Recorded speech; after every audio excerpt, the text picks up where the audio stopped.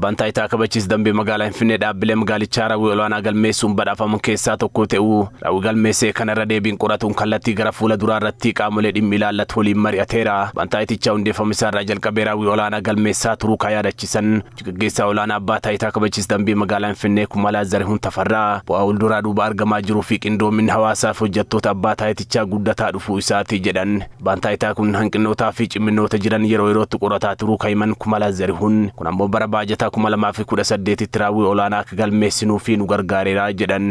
ተቋም ግንባታ ላይ ጠንክሮ በመስራትና በከተማችን ውስጥ የሚታዩ የደንብ መተላለፎችን መከላከል በሚያስችል ደረጃ ሆጂ ጉርማይንሳ ዳብሌ ፊ አልሴሩማ ረት አደዱሩማን ሆጀተሜ ቡአ ኦላና akka galmeessisuuf nu gargaareera. Gama biraatiin hanqinootaa fi ciminoota jiran olii hanga gadiitti qorachuun akka magaalaatti akka badhaafamnuuf nu gargaareera. Kana qofaas osoo hin taane dandeettii hooggansaa cimsuuf yuunivarsiitii poolisii federaalaatti hooggansaa fi hojjetaaf hubannoon kennamaa ture olaanaa waan tureef bu'aa olaanaa galmeessuu dandeenyeerra.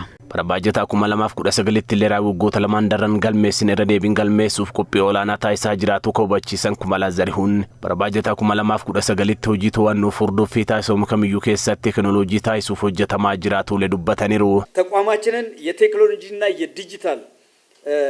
ዲጂታላይዜሽን አጠቃቀምን በተቋሙ ውስጥ የምንተገብር ይሆናል በ2019 bara bajataa 2019 adda kan godhu teekinooloojii diriirfamaa jirudha. Hojii barattaan hojjennu keessatti kutaa magaalotaarraa kaasnee hanga aanaaleetti tajaajiloonni kennaman karaa dijitaalaatti ceesifamaa jiru. Akkasumas hojjetootas teekinooloojiin akka wal baran hojiin taasisuu cimee kan itti fufuta.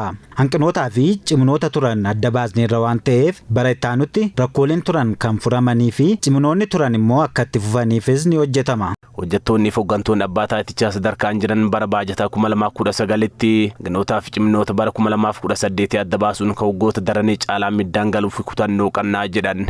Injifannoo bara bajata 2018 arganne kanas immoo 2019tis wanni gochuudhaaf argachuudhaaf hanqinoota bara 2000 fi bajata 2018 kana keessatti nu muddatan keessa bahuudhaan hanqinoota jiru akka hanqinatti fudhannee ciminoota jiru immoo cimina jennee bara 2019 achi ceesifnee wantoota akka hanqinatti mul'atan tokko tokko sirreessuudhaan bara 2019 keessattis hojii gaarii hin hojjenne jenneetiin abdii qabna jechuudha. Inni guddaan olaantummaa seeraa kabachiisuudha.